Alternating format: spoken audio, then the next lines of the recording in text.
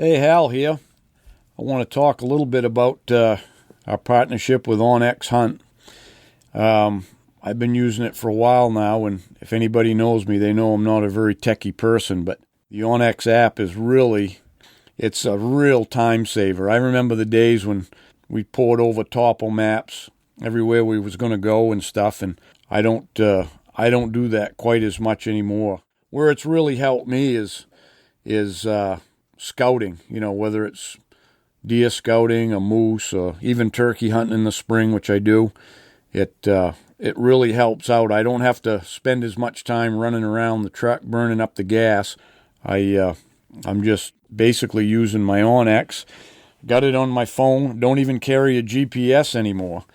So I just download the areas where I'm going to be hunting, whether it's up north moose hunting, and I use it mostly on the satellite imagery. I like to see the cuts and the clearings and the turkey hunting, the hidden fields and stuff. But everybody's using it now, from the game wardens to land surveyors, and just a great tool.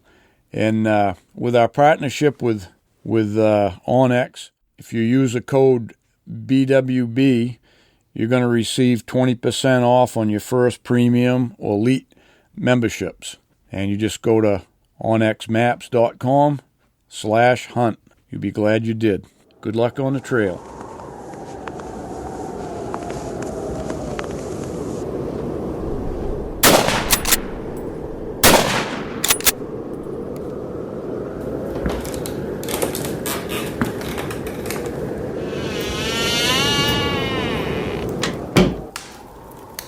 This is the Big Woods Bucks Podcast. Come explore the big woods and timber in North America with your host, Maine master guide and deer tracking expert Hal Blood. Listen to Hal and co-hosts Lee Libby and Joe Cruzy as they unlock the secrets of big woods whitetails. Each episode will provide valuable insights in the tried and true system Hal has used for the last 40 years to scout, locate, and hunt mature big woods bucks. Listen and laugh as the crew discusses Hal's legendary adventures and learn how to apply a lifetime's worth of lessons from the big woods to your own hunting and outdoor adventures. Welcome to the Big Woods Bucks Podcast. I'm your host, Hal Blood, sitting down here in Parlin Lodge again, that it's all fixed up, and with Joe. Hello. And Badly Libby. Howdy. He's looking sporty this morning with his Big Woods wool jacket. Oh. And he's got his orange hat on already, so he's ready for deer season. We're back at Parlin Lodge where there is no heat. Is it cool in here? I was going to turn the fire on, and I thought, these guys it wasn't cool. Can handle it. The fans are blowing a gale here. Yeah, ice was frozen. I guess I could turn the ceiling fans off. It's just habit. You'd think Joe would have that nice fireplace going in here for us, huh? Oh, he won't. No. I do know there was the first cool morning last week. I left my wool jacket back at camp, and I just wore the same one I wore the day before, my lightweight jacket, and I was wishing for my wool jacket the whole time. Yeah. We woke up. There's nothing like it when one of those cold, wet, when everything's dewy and. Yeah. Sunday morning there was a quarter inch of ice on water buckets up north there. Yeah, ours too. We get up. So me and Rylan, we had when we was over at Ben's camp, we moved over there. That there wasn't enough room. There was just the one big tent, the 16 by 20. So I let the cameraman and Donnie's in there with Ben. There was 4 of them in there. So me and Rylan slept in my enclosed trailer. It's a 6x12. Oh, yeah. The 2 cots just barely fit side by side, and we had them down by the back door, and we'd go in the side door. Mm-hmm. And it's like sleeping in a friggin' freezer. You're inside a metal box. Yeah. And the first night that we were there was like Wednesday night was the first night. Me and Rylan thought he was going to be in there where it was nice and toasty warm with the wood stove. I said, "Hey, buddy, we're going to have to sleep in the trailer." So he had his sleeping bag out, and he's got one of them looks like a little Walmart summer kid sleeping bag, And I said, "Rylan, you got a blanket or anything else?" He goes, "Yeah, I got a blanket." And I go, I'm looking at it. I'm like, you got no foam pad and nothing to put under it, because the cold comes up from under you. Yeah. So I said, why don't you take my blanket? I had a wool blanket I put on top of my little blow-up pad there, And no, he goes, I'll be all right. So I said, well, just make sure you got your jammies on when you get in there, and he did. But I think he liked the frozen. And that night wasn't that cold, So we was talking about it in the morning. Donnie gave him his Michelin Man suit. He's got these down long johns and a down jacket with a hood and a down vest. So he explained to Rylan how to use that. He said, you put your down pants on, and he said, then you zip the vest up and you pull that up over your feet, put the jacket on and put the hood up, then get in your sleeping bag. So he did, and he was good the rest of the week. Yeah. Yeah. Jeez. Wouldn't you like to be Hal's grandson, huh? So I just went to wood stoves here in the last couple seasons. Finally woke up. Huh? Oh God, what a difference! I always just had propane because for moose season, I mean, obviously if you're doing a remote deer camp, you got to have wood, but for moose seasons, we would get away with it using propane. But if it ever got wet, you can't dry anything out. So we went to wood stoves, and I also got a couple different tents this year. I got some of those Instinct Outfitter tents, which I really like. It's a dome tent, but all kinds of room and set up nice with the wood stove. But the wood stove is right in the center of the tent.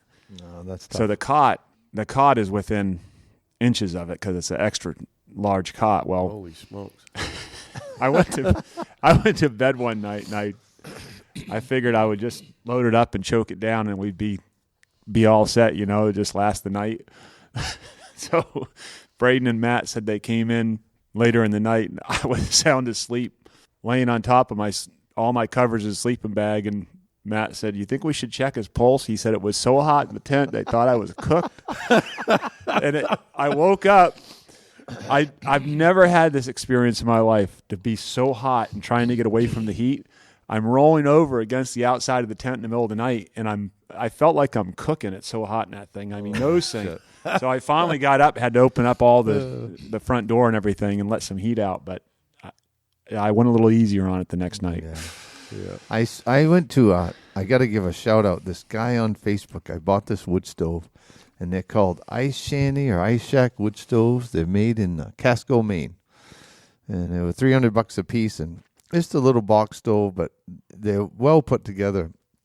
And I put that in a cook tent, and that thing, 5 pieces of kindling, 2 pieces of yellow birch, and that would cook you right out of that 10 by 12 canvas tent. And it just worked good. And every morning, I'd put a little wood in it at night. Every morning, I'd shut it up. Every morning, that thing had coals in it. But I did put some shale in the bottom of it, to keep it. But yeah, what a neat little wood stove. And they're small, they're probably 14 inches wide and 18 inches long or something. Yeah. Yeah. We got those little Camp Chef ones there, and I think he needs volume. Yeah. And they work. He doesn't understand the sign language. He's deaf, and he don't understand sign language. He's in both trouble. of you. We got those. What's next? We got those little Camp Chef ones, and those will heat 16 by 20. Yeah. Great. You know what I mean? It's as warm as you want it in there. Now, it won't last all night. Yeah. And I think those are like 24 by, I don't know, they might be 18 inches, but not any bigger than that. But They got the flat top on them, right? Yeah. Yep, they're round, but they got a flat top, and then they got the stainless water thing that holds 3 gallons. You put it on the side. Then they got these nice, like, side grates that you plug into them. You just stick them in there, and then you can set different things on there to keep it warmer. Well, that was obviously with all the rain we had. Yeah. I don't know. We were pretty far apart, but I'm sure you guys got it too. But we had a lot of rain the First 3 first days was wet. Yeah. And so coming back at night and having that, being able to dry everything was obviously the biggest plus of those things. So that was something with the, we all were wearing our new minus 33 socks. And I remember seeing on one of their little bullet points that they're fire resistant. And I never Good thought thing that for I you. never thought that was that important, but I had those things hanging on those grates, and they got extra crispy, but they never burned. Yeah. I've Well, they had dry that out minus 33 for a few years now. I don't know, at least 3 years, and they wear good, and they're warm. You gotta just pick your days, light ones, heavy ones, or whatever. But Yeah. Yeah, that's Yeah. That's what I did this season because I always wore those beans ones there they were not made by them, but the Crestas. I've always liked those, but I could only wear those like 2 days. You know how they mat down on you, and then they don't take up the space there. So I'd only wear them. I'd wear my socks, my outer sock, 2 days, and so I was going to give these a good test. And I tried a couple combinations because I had the sock liner, they call it, their wool sock liner. It's like a lightweight, like a regular sock you'd wear every day. And then I got some lightweight ones, and then I got that expedition weight one. And I tried them all, and the best combination, and everybody's different because your feet are different, and they fit in your boots different. So, but I ended up wearing what worked for me with the best was I still wear my little, I don't know if it's nylon, I call them my pantyhose liners. They're just little thin, it's just enough to keep on your foot, so the wicker sock. And then I put their sock liner over that, and then my expedition. It was perfect. I wore them 3 days right straight ahead, and they didn't mat down, and it was good. And it's different because moose season, it's not that cold, so your feet sweat more, right? You know, with deer season, a lot of times they don't really sweat that much, but my feet were pretty sweaty every day, and they didn't crunch down, and I thought that was pretty good. So I got to get a couple more pairs here right off for deer season. And so anyways, good test on them.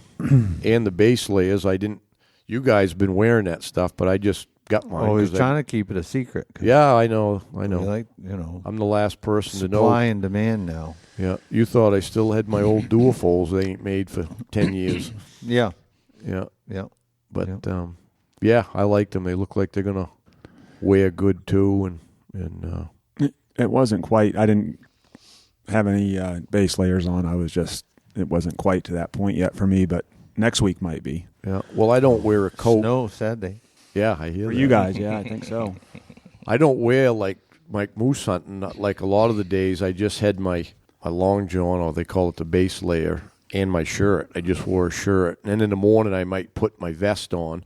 But when it was rainy, I just put my light space rain jacket over it. But I don't dress heavy because I'm walking all the time. I don't sit that much. So, but yeah, if you're wearing a jacket, that last week you wouldn't have really needed long johns for anything. But how was the moose hunt? It was the funniest moose hunt. Not funny like laughter funny, but strangest for over in that area I was. That the responses were very, very slow. The activity as far as them talking, I've never ever seen it like that for the first hunt. You'd hear, if you heard a cow at all, if I heard a cow, it would be once in the distance. Never got any cow going close. The closest one we had going, she hollered once, and it sounded like it might have been 300 yards. So we walked in, dragged my blade in there, and got in about where I thought it was, grunted and stuff because I knew there was a cow there, and I was just trying to hear a bull. And I got one grunt, and it didn't sound like a big one, and the cow didn't holler, and so we kind of got set up right there, and it was pretty close. And never heard another thing. I scratched my blade on the brush, and then a different one grunted because it was right behind us. We was facing with the other one, and that didn't sound big. One grunt, and that was it. We waited, and we waited, and we waited, kept trying things, and nothing. Never heard the cow again. Never heard a big bull. So we get out of there, and that's the only moose we heard for 3 days. We walked and walked and walked and called and walked, and then later on we moved back. We went over to Ben's camp and tried that, and called out a pretty decent bull. So for your listeners there, what happened was I had my same client as last year, Donnie Vincent, because he wanted to get more footage and make his film. A lot of people asked me about when the film coming out. Well, as it was, I didn't know until recently that when the editors and stuff go all over it, they wanted more footage of certain things, not just moose, but other things to pull a story together, because they're trying to, this whole story he's doing is going to be moose hunting in Maine. So anyways, so I had got when I had got drawn, it kind of threw a little monkey wrench in it. And but I just figured I was going to let, my grandson was my sub-permittee, so I didn't need to shoot another moose. So he's my sub-permittee. We was trying to figure out, get Donnie one early and get down and get Rylan and do all that. But as it turned out, it didn't happen that way because we was slow going. So I had Ben's hunter shot. He had a father and son, and they got things going right off, and they passed one up in the morning, about a 40-incher, and then they shot one in the afternoon, and that was about a 40-incher, but it had nice palms and stuff, and that's what they wanted, so that's what they shot. So Ben took them out Tuesday, and I told him to pick up Rylan, so he come back up Wednesday and brought Rylan with him. So I asked Donnie if he could tag with us, and if he didn't want one, then Rylan could try to get it. So they said, yeah, that'd be fine. So that's what we did. So it was me and Donnie and two cameramen and Rylan putzing around in the woods. And so anyways, we called that one out. And it's about a 45, but it was kind of scrubby palms, but an older bull, and Donnie didn't want it. So I told Rylan to shoot it. And my grandson's kind of analytical. He doesn't want to make a mistake. So he outthinks it, So I've been going over all his shot angles and all that with him, and he had his pump gun. He had his 300 Savage pump, and so I looked at him and I said, shoot that bull. And so I'm waiting. The bull's 40 yards standing in the wood yard there looking at us. So I told Rylan to go ahead, and then I hear him whisper, and I look over, and he's looking at me, and he goes, you want me to put it under the bell? And I'd already told him that 10 times, and so I'm like, yes, under the bell, shoot him in the chest. And so he's getting ready, and the bull whirls and disappears into the spruce, and I'm like, you got to be kidding me. I had him already in Ben's truck. It was a nice ditch there. Could have backed in, pulled him. It was on a road we could walk, we was just walking to get to the end and cut into the cuts. And so anyways, that was that on that one.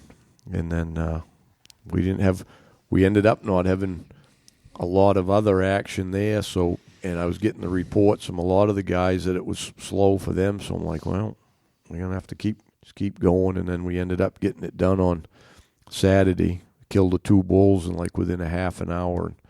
So I think Rylan is going to be part of that film Donnie's making, because he really liked him, and he stayed with us. We went for, when Rylan started, it was in the evening, but if you just counted Thursday, Friday, and Saturday, we walked 8-9 miles a day, maybe more, but at least 8 or 9, and I had him walk behind the cameraman, lugged his pack and his gun and everything, and never once fell behind.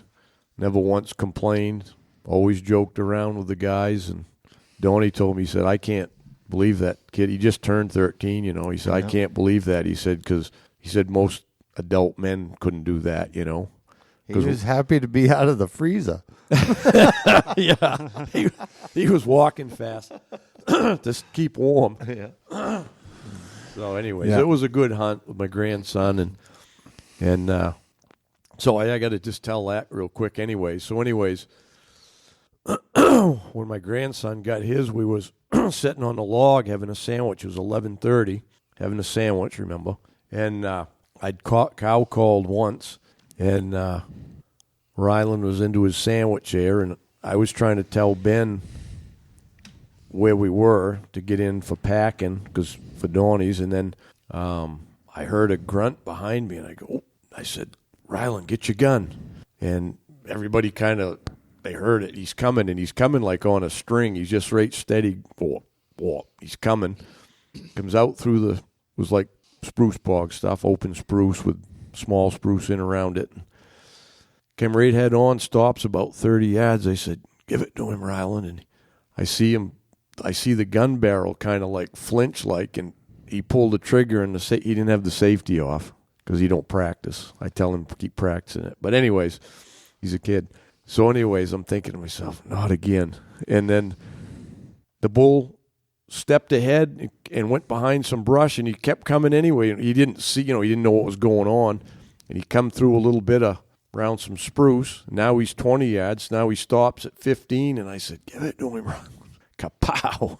He give it to him right in the chest. And it ran down there about 75 yards and got wobbly and then disappeared. And we went and got it. So that's his first big game animal. Nice. So, yeah. Gonna be some great footage. Yeah, they got the great footage of it, and they spent a lot of time taking a lot of pictures of him, and then he carried his. We're gonna have a European done on it. It's about a 24. It's a 4 points on each side. 2-year-old moose, Yeah. And but he carried it out. We put his pack on him, and we put the moose like head first on his shoulders. The head, he cut the head off, put it head first, and he grabbed the points and lugged it out himself. Out when Ben was taking a load of meat, he went out with Ben with it. And I guess they filmed all that stuff, but it's pretty cool. Awesome. Yeah, awesome. Yeah, our week was rough. we had one of the tags was just passing on. You had opportunity to kill a bull, but Matt called a couple out the first day. Got some nice footage, but for us it was actually the first one he called out. When I saw the footage of it, I'm like, Yeah. why did you not shoot that one? It's a beautiful bull. Anyway, they ended up killing one Tuesday afternoon. But for us, I walked. Well, it was the same story as yours for the first couple days. We didn't hear anything, like not a cow bellow, nothing. It's because we weren't hunting with Bad Lee. Apparently. And I did have guys with me with ears too, so it wasn't a matter of me not hearing them. It was just quiet, and sign everywhere.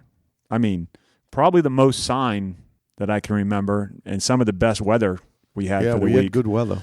And Wednesday night we had our first encounter where we had a bull come in, but I thought it was going to be, that was going to be it when he was coming because he was committed. We had a couple cows bellowing, and he came in grunting, and I think he was getting ready to come out and do a clearing. He was probably 100 yards, and he just stopped, turned around, and grunted away from us, and wouldn't turn around. But anyway, that was Wednesday night. Thursday, we never got a response, not anything all day. And then my hunters left Friday morning. They had told me on the way up that they were leaving Friday, which I didn't think was an issue just because I thought with the weather we had and everything, it was going to be slam dunk. Well, you never call it a slam dunk, but I will say it's the toughest moose week I've ever seen as far as getting a response. We went for a couple hours Friday morning because it was so good. I said, well, we'd have to get them out to the road. We couldn't pack them or anything because they had to be on their flight, so we had to leave early. But I did get cow calls responses right off the bat Friday morning, but you couldn't get them to, anything other than that. They were like, one was far off, and then it just shut up, and then the other one never had a bull response. But the whole time we were messaging a little bit back and forth and talking about the lack of response, and so you're sitting there wondering what causes that. How is it? And we're in different zones that far away, and the moose are acting the same. But then I hear from Lee, and they were talking all week there. Yeah, it was awesome. It was a really. It's just unbelievable the difference between. Yeah, he was two in hunts. He was in a different zone, but it was not shouldn't matter like that it much. shouldn't have mattered where he was. It was still up north. Like we would go. There was like one road system that we went down, and we went in and checked it out the evening before, and there was great sign with alder thrashings and everything, and we come back the next morning, and there's moose tracks all through our tire tracks, all up and down the road. Never got a response. Walked 5 miles just on that road system. We had in 4 days we had 50 miles of walking. Yep. And what it is what it is. Yeah, and Braden did really well. He had that was his first guided hunt, and his clients passed one up on Tuesday. Nice little video of it, and then they went days without responses too. And then last light on Saturday, they had one that came within think he said it was like 50 or 60 yards and hung up, and then they ran out of daylight, and they tried going in after it with 5 minutes left, but it winded them. But, it was just a funny how you have so much action. I know there's all kinds of people that, we killed ours 7:30 open in the morning. Yeah. A lot of people did. There's enough people in the woods that that's you're right. going to, people are going to get it. What was odd to me is that, especially on that last Friday morning, that road was so good and had so much sign, you almost always will get at least one bull, even a young one, whatever, one that's close by. Right. That you just hit and it strikes and comes, and that is aggressive. Like one of the ones that Matt called in, he had to spook it off. Yeah. It was one of those. But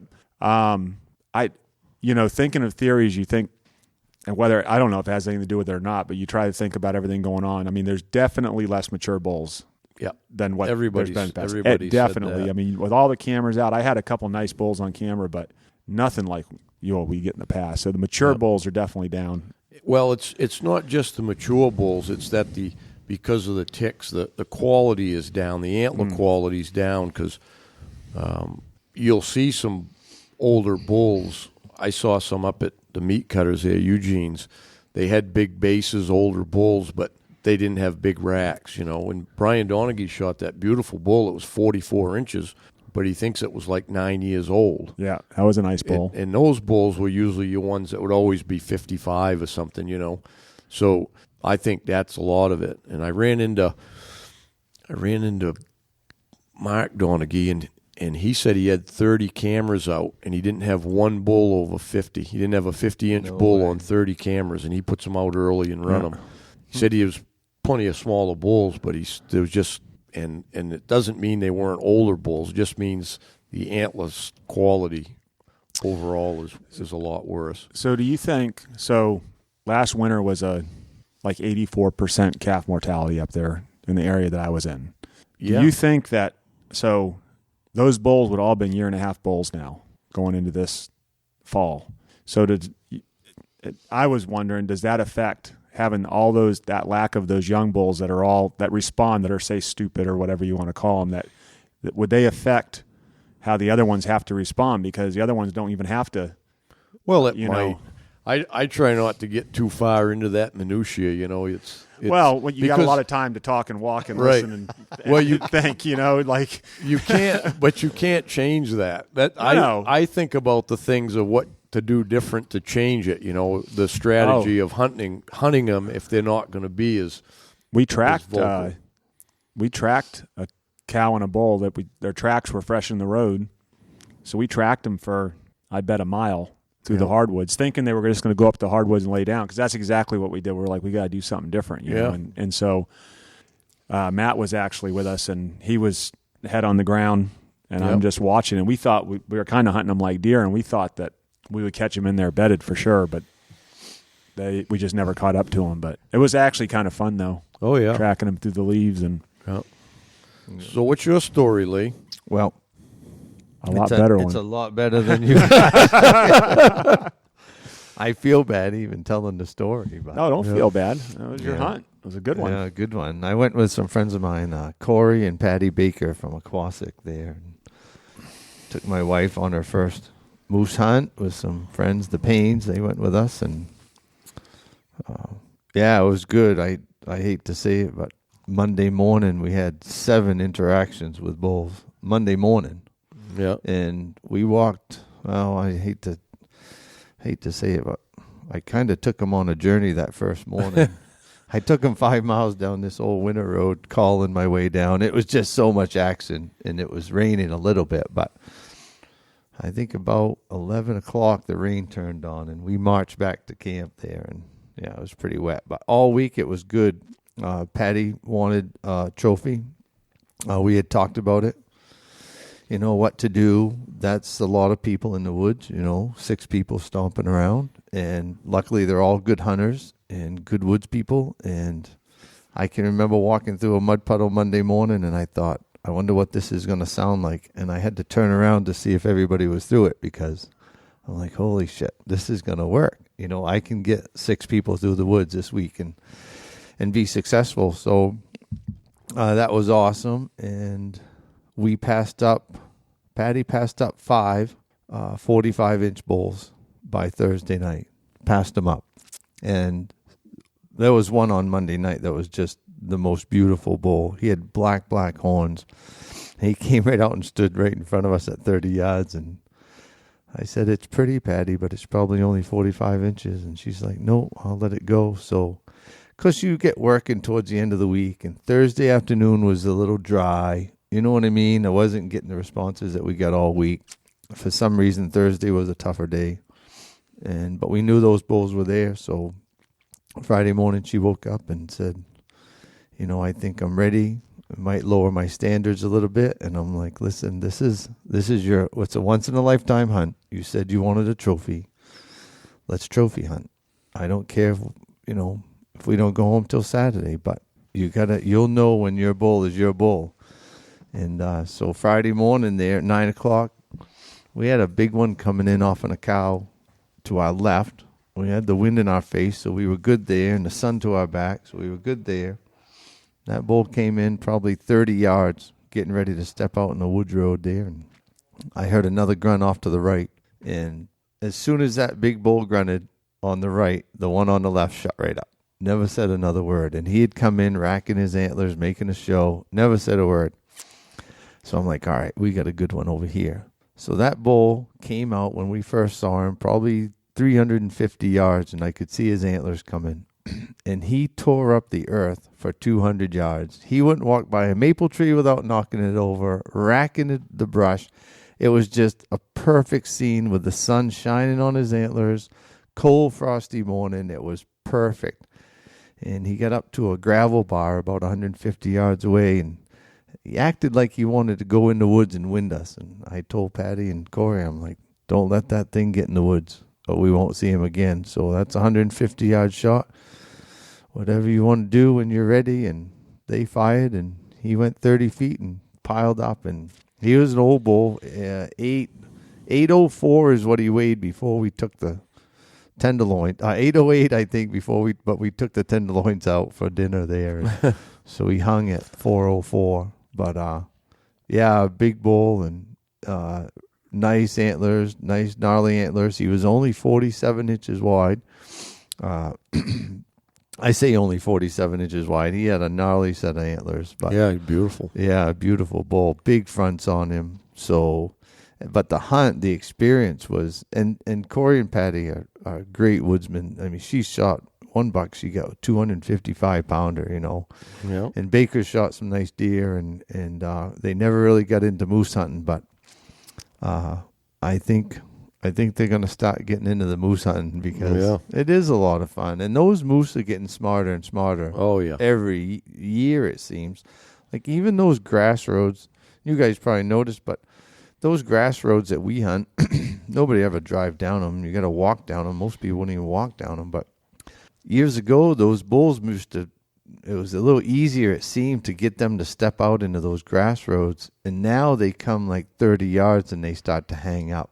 Yep. And even Lee Shan says to me, we talked for an hour there the other night, and he said that he called out some nice bulls and they passed on them, but he said a lot of them get hung up at 30 or 40 yards in the woods and just won't make that commitment to that grass road. So Right. I don't know if they're educated or they just smart enough to. Yeah, I always thought part of that was they're afraid that you're another bull out in that road and they don't want to get in a situation they don't want to be in, Right. Hey, Hal here. Just wanted to tell you we're excited about our partnership with Minus 33.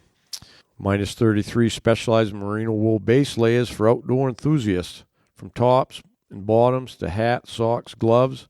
And our gear is going to keep you warm and comfortable no matter what adventure you're on, especially those big woods ones. We're a fifth-generation family, owned and operated, a New Hampshire woolen textile manufacturer. They have over 106 years of woolen expertise, and they started manufacturing woolen socks, the Mountain Heritage ones, in New Hampshire in 2018, with the idea that a quality product, affordable pricing, and can be worn and loved from season to season, no matter what your experience level or skill is, so no one should feel uncomfortable or ill-prepared in the outdoor community.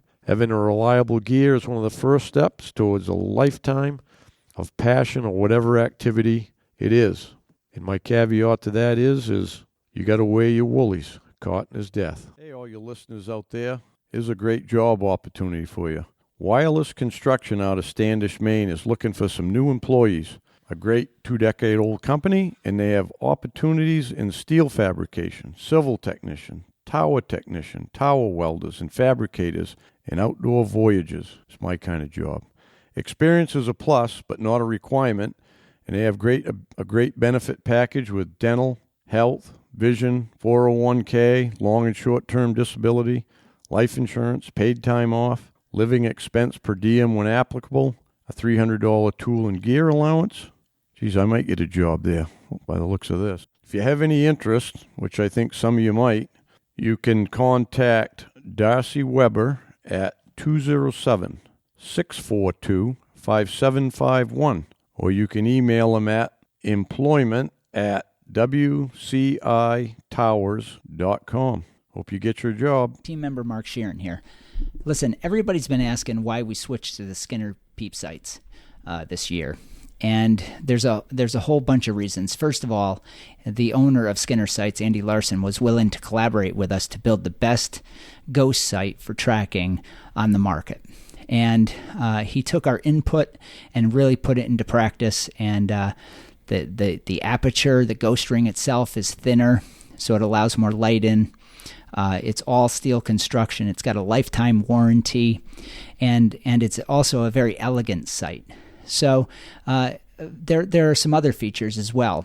The ghost sight itself is dovetailed into the body of the sight, which makes it really, really sturdy, and it can't fall out of adjustment.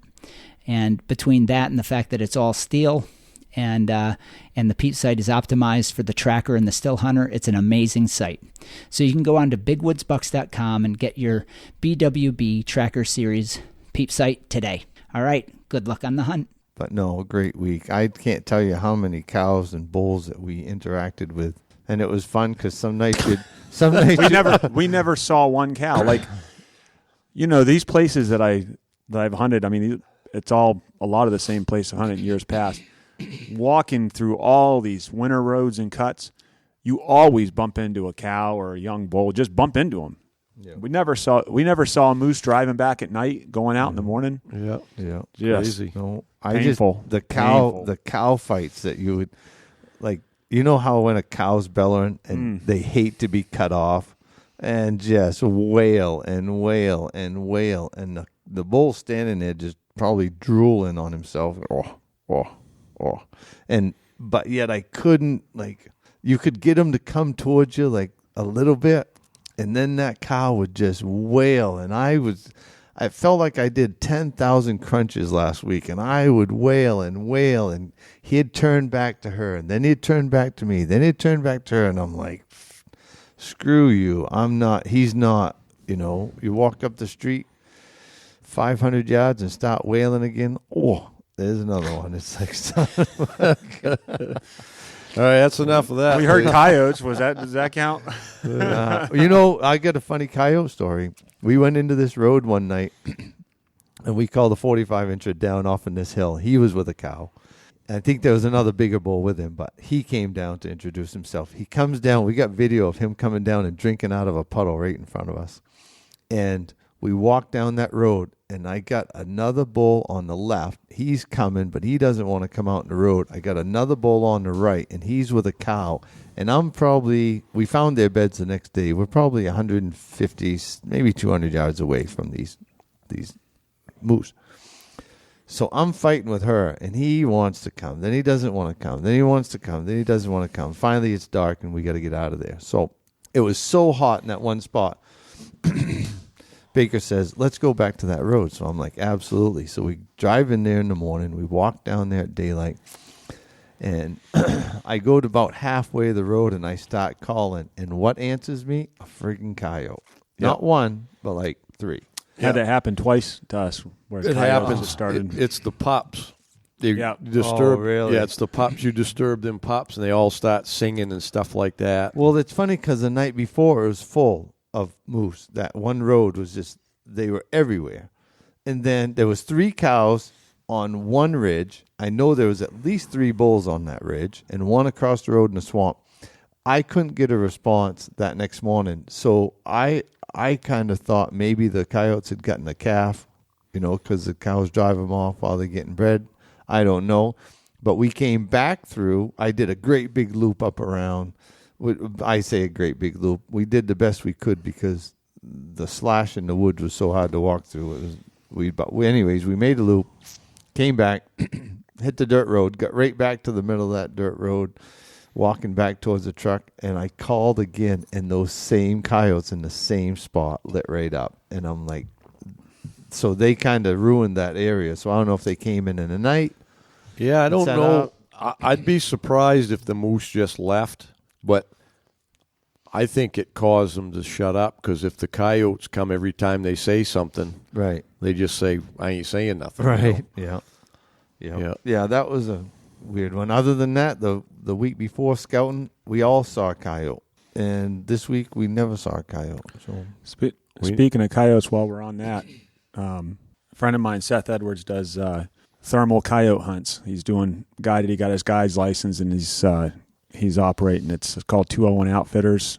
If anyone's interested in doing a thermal hunt, that would be a good time. Yeah, he's real successful with it, and he's hunting them all the time. He's still killing them now. Yeah, nice. Got to get them. Well, Joe Lee's probably the only one we know that can go on a moose hunt with his wife and his ex-wife. Oh, you could have left that out. Yeah. You don't leave anything out, Lee. Yeah, we can't leave that stuff out. That's a good story right there. Yeah, well, I'm fortunate. My wife is very understanding, and my ex-wife's husband is very understanding, and it's so funny that we have so much in common, and John is just an awesome dude, and he loves the woods, and he's the guy I like to really take deer hunting with me because, he's always worried about me getting out of the woods at night. So you got your ride out. I'm gonna invest in some bigger radios because, gets about dark, he starts hollering on the radio. Yeah. So it's nice, but no, I'm fortunate to have that situation. So yeah, that's good. So, anybody see any deer up north? Nope. Not a deer. Tracks. Saw a few tracks. Nothing big. Yeah. I was actually surprised to see some deer droppings down around the spruce bogs and stuff. And I'm looking around like, what the heck's a deer doing in here? But you know what I think it is? In around them, there's all that, because bogs are damp, and when we're talking about spruce bogs, it's not just the open ones. You have the open ones with the black spruce in it, but all around it, spruce and stuff. And because it's damp areas, it grows a lot of that old man's beard moss. You haven't noticed that? You get in and around there, and that moss, you look up, it's hanging everywhere, and then the dead ones, there's always a bunch of dead ones falling over, and I go, I think that's probably why there's some there. Not a ton of them, but I saw a fair amount.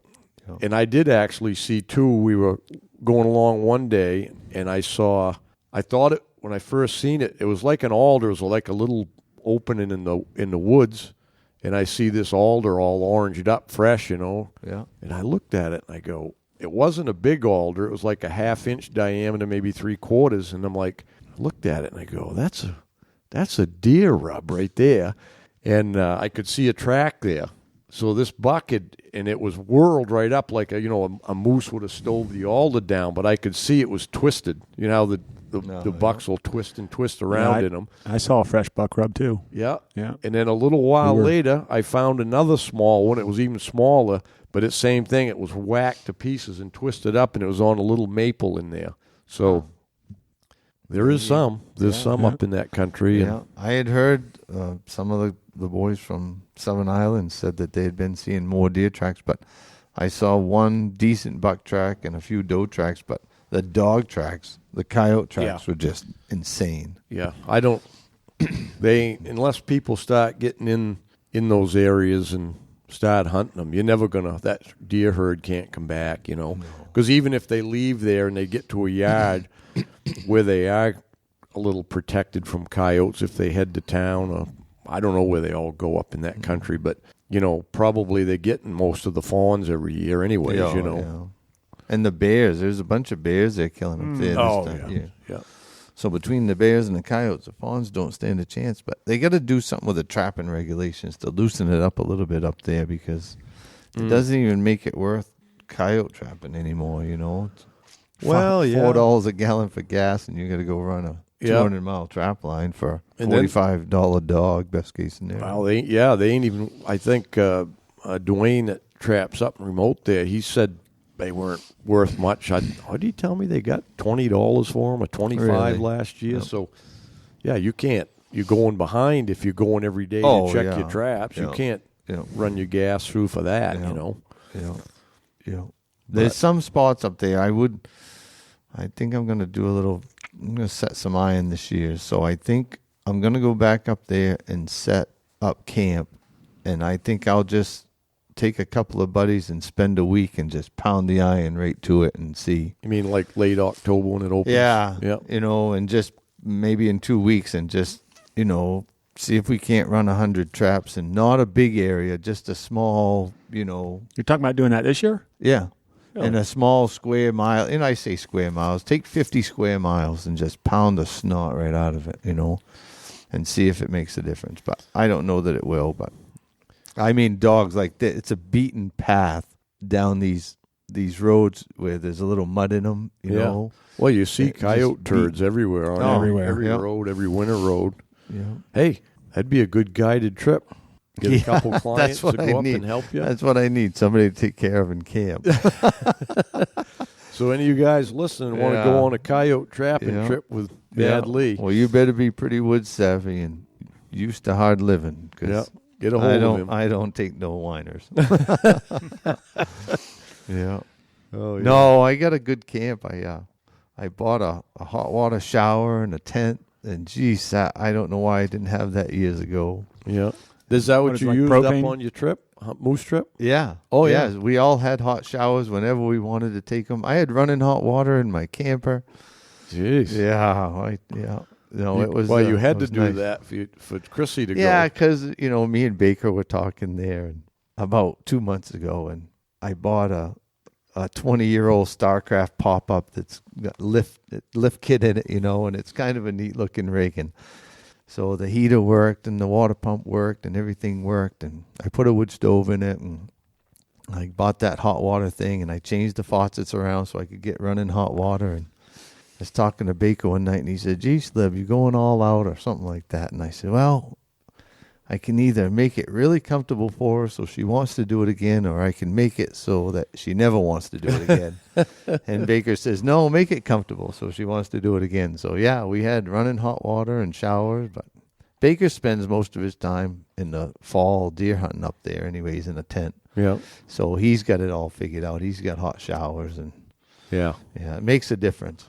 Oh, it does. I mean, I remember when we started doing the remote deer, we had running water. Actually, the first camp up Addie in there, we had a water line running out of the spring brook behind camp. Nice. And you had to keep it running so it didn't freeze. So we ran this 1-inch water line into the cook tent.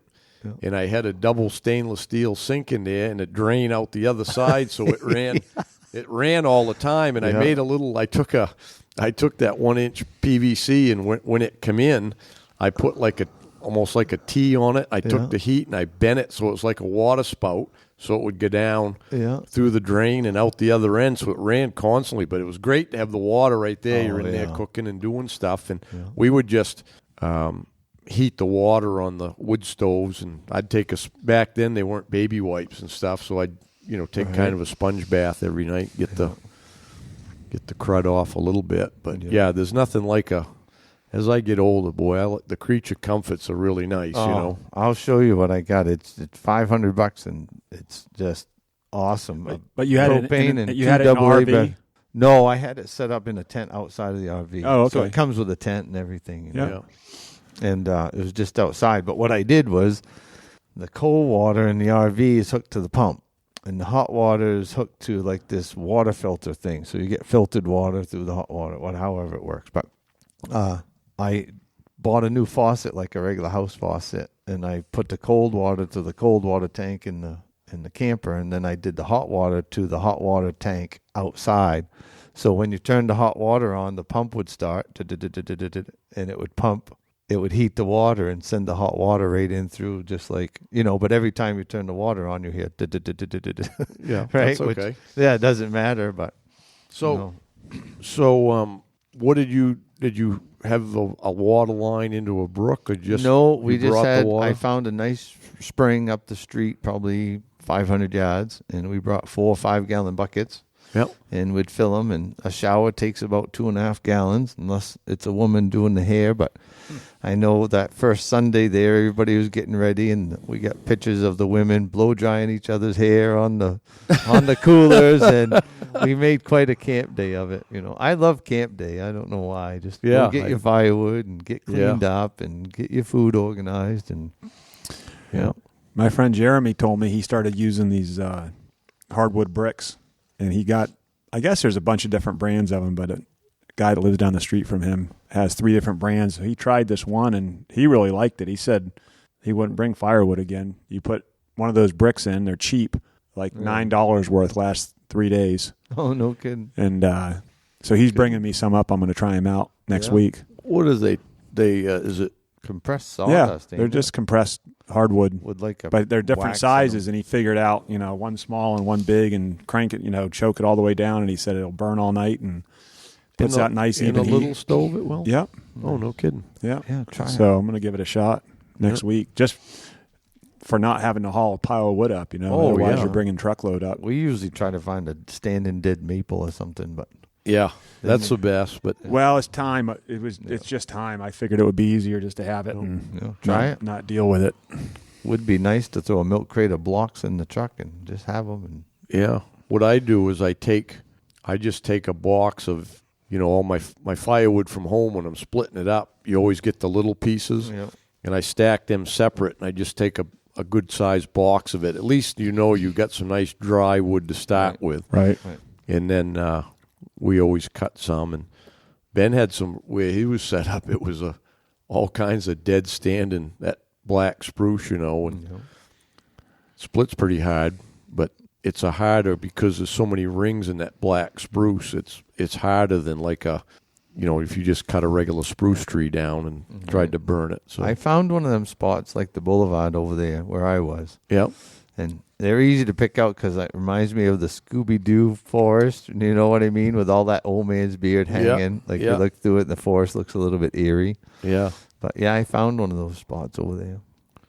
Yeah, there's periodically some around different areas there too. And quite a bit black. Where I was, there was white spruce, kind of a border with the black spruce, and you could easily tell the difference, between the two. But Yeah, pretty cool. So anyways, we got to go again next week and see what happens. It's going to be interesting to see because usually the second season is tougher on the response rate. I bet it's going to be better. I'm looking forward to it. Yeah. If just because they have a good week, after last week. Yeah.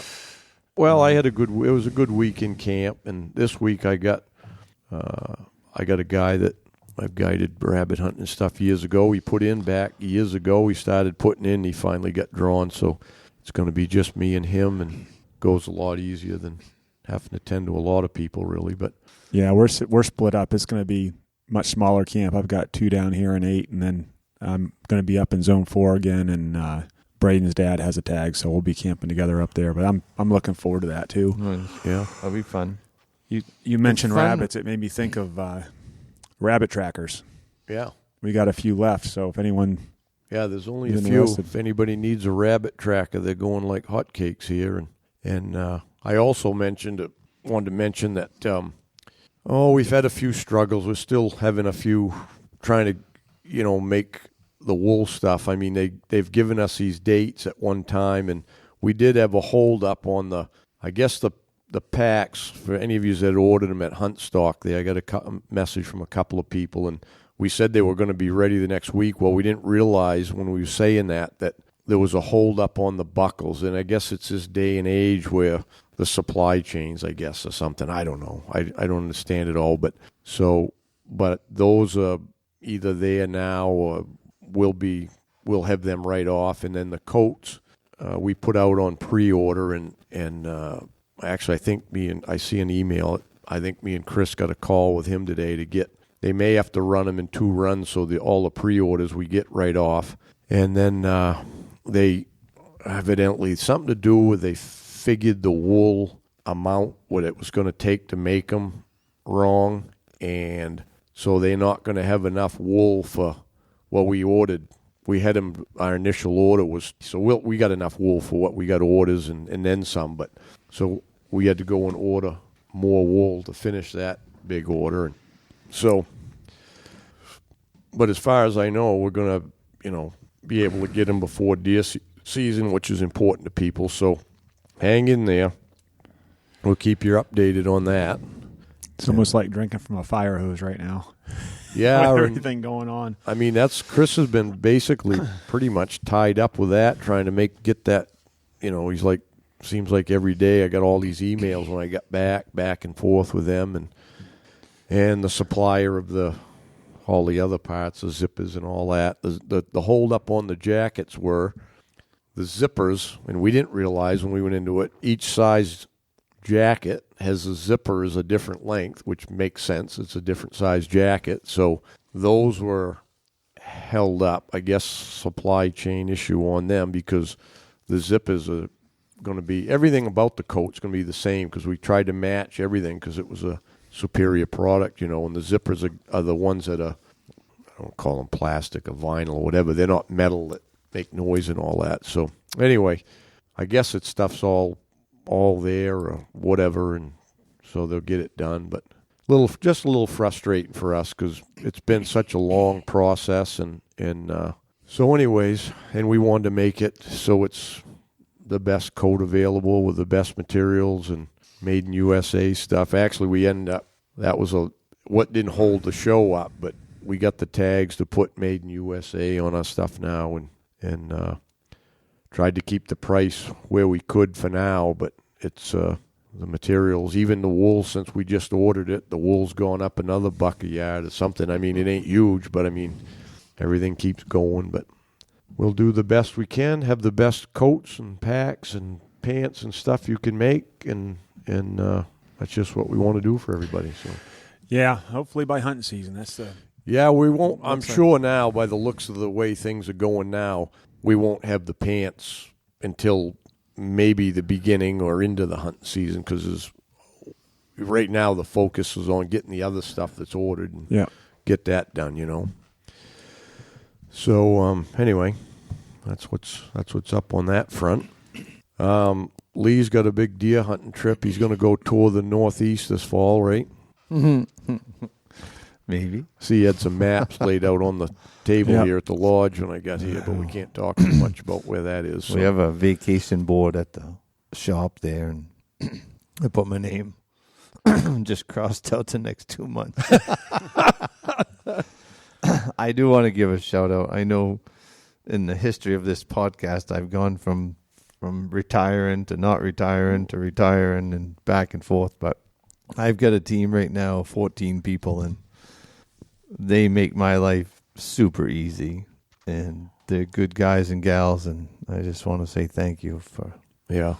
Well, in this day and age, when you can get that good help and keep them, it's a big deal, really. Yeah. But you're treating them right, and that's why they want to work for you. And I relate that to our Big Woods team, and I talked about it at Hunt Stock. That makes me and Chris, I mean, we did everything back in the beginning, and that's why things went slow, because it was just there ain't enough time in the day, for everything. But with all the guys we got now, they're all great guys, and everybody's pitching in, and there's editing, and there's filming, and there's, marketing and social stuff, and it's just, it's been, for me, it makes it relaxing for me that I don't have to get involved in the day-to-day stuff of that. I know it's going to get taken care of. Before it used to be, if me and Chris didn't take care of it, it didn't get done, So, but same thing. Good group of guys, and I'll thank all of them too. All you guys on the team. It makes it super, and everybody's, I think everybody's grateful. I get so many emails about people, just thanking me for what we do and teaching and, providing the, best stuff we can, or recommending things to make their life easier in the hunting world. So, yeah, it all works good. It's like a big movement now, I guess. So thank everybody for that. Thanks for your support over the years and supporting our sponsors, watching our stuff. And I got back from moose hunting. I see there's a bunch of new films out, I guess, on the YouTube channel and all of that. And several people have asked me about Brian come up and we filmed a map and compass show or whatever you want to call it. So we'll have that out before deer season, and my films are coming out. I guess Brian said he's going to throw one out every couple of weeks, and we got plenty of content. Yeah, it's been great having Brian putting stuff up for sure. I should probably help with that, huh? Yeah, I would think you should at least carry a camera with you, Lee. I do, right in my pocket. I just never pull it out. Sometimes I don't even want to share it. I just want to, that moose coming in with Patty and Corey last week. I mean, there was 6 of us standing there with phones. 4 of us could have pulled the camera out and taken it, but it was just one of them moments where there's 6 people that are going to see this. Yeah. And to me, that was enough, Yeah, but a lot of other people want to see it. But, this crew more, I'm sure, the deer, so make sure you do pull it out during deer season. And I think I don't know for sure, but I think I got a cameraman. I was looking on that list of cameramen that you sent me, somebody sent me, and it said Sam Dalty was Chris Dalty's cameraman. So I called Chris Dalty and said, you're not going to use that cameraman, so send him up. Yeah. So right now Sam is in homeschool. Yeah. And he's doing really well. And I haven't got the final word yet, but I think I'm going to have me how old's Sam now? 16, 17? 15. Yeah. Yeah, with legs that go all the way to his armpits. Yeah. So I am going to have me a cameraman. And I'm looking forward to it. I call him the pickerel. He's 6'2", weighs about $120. Yeah, perfect. Yeah.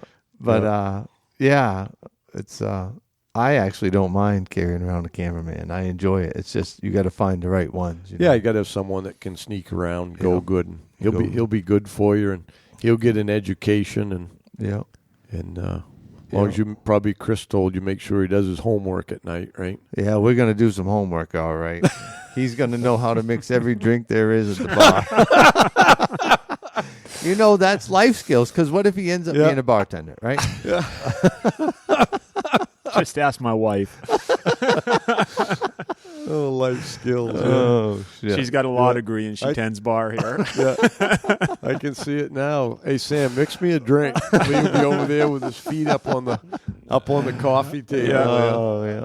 Well, yeah, I don't know, but I'm going to go. We've been invited a bunch of places from Wyoming to New York to wherever. The invites are great. Never have time, but maybe one of these days. Yeah, and so I think I'm going to try and take advantage of some of that, and then I might go to Saskatchewan next year. I know Rick and his dad used to go a lot, but I ain't so much on hunting out of a stand, but I got a friend that's got a friend, and they're like, you ought to go try it, so I might try it. Not me.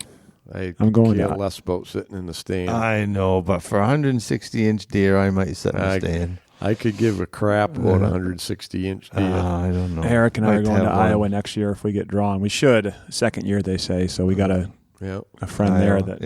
That would be fun. Yeah, I'm looking forward to that. Yeah. But anyways, I got to go back to work. So. Yep. Time to wrap it up, ain't it? Wrap it up. All right. Well, once again, thanks everybody for your support and supporting our sponsors. And we'll get through another moose week, and then we're going to talk more about deer hunting because we'll be on the cusp of deer season. Weather's been good lately. Yeah. past week or so. Next week's going to be a good moose weather week. Next week too. Yeah, it's just nice having the. It's we haven't had like a nice run of cool nights like this in a while. This early. I think Saturday here is supposed to be like a high of 42 here. That's like they're deer talking season snow weather. Saturday night. So Yeah. can't wait. All right. Until next time. Good luck on the trail. Hi, everyone. This is Big Woods Bucks team member Mark Sheeran. A lot of you know that I've been working with addicts and alcoholics now for the last 32 years. And one of the things that we just developed, which is very exciting, is the Freedom Model online program. And this program makes it so that you can learn the entire Freedom Model curriculum, all 470 pages of it, through pre-recorded video tutorials that myself and Michelle Dunbar, the other co-author of the Freedom Model, built for you. So you'll be able to learn the entire curriculum, how to get over an addiction without AA meetings, without rehab, without endless therapies, without recovery, and you can move on from this problem for good. If you want more information about this, go to online.thefreedommodel.org. That's online.thefreedommodel.org, or call 888-424-2626. And if you want that program for 50% off, use code BWB22. That's BWB22. So go to that address, hit the Enroll Now button, use that coupon code, and you'll have a program for the rest of your life. You can use it anytime you want. You'll get all updates. It's a one-time fee, and it's very affordable. And you'll get it for 50% off. BWB22. All right, everybody. Take care. Well, once again, my expert bookkeeping skills have fallen through like they do every year, and I screwed up a couple of bookings. So anyways, I'm trying to fix everything, but what I got figured out is I have an opening for a guided deer hunt. I know it's last minute, but I got an opening for a guided deer hunt. Could be 101, 201, or 301 for the first week. And I also have a lodging for the first week American plan. So if anybody is interested in that, just get a hold of me and we'll take care of you. Hey guys, Joe here. Wanted to take a few minutes to talk about Lake Parlin Lodge. We're a 4-season lodge located just south of Jackman. We've got cabins, lodge rooms, mini lodge. We're a big snowmobile destination in the winter, full restaurant, bar, all the amenities that you need for your trip. Open all obviously through the summer, right on the lake. Kayaks, canoes, all included with the cabin. We also do a lot of weddings, so if you're looking for a destination wedding, we can do a wedding up to 200 people. And of course, we've got our hunting season, moose season, deer season. So check us out. We're at lakeparlinlodge.com. Hey, thanks for tuning in. Till next time, good luck on the trail.